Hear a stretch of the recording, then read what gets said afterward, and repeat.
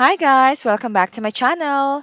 If you are new here, please don't forget to subscribe and hit the bell button so you won't miss any new videos from me. So for today, I'm going to show you how to remove a green screen in Canva. So all you need to do is just go to Canva and of course just log in or create account.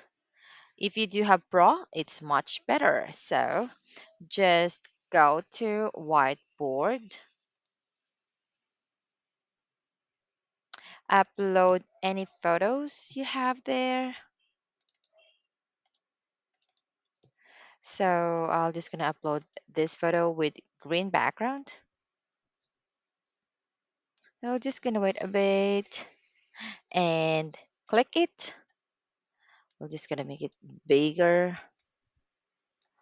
and then after that just click edit image. You will see this one. Only the Pro account have the background remover. So if you don't have this one in your account, I'm sorry, you don't have the Pro, and you can just get the Pro, so you will have this. So we'll go back. So just click background remover and wait a bit. It's loading, and click apply. And there you have it. No more green background.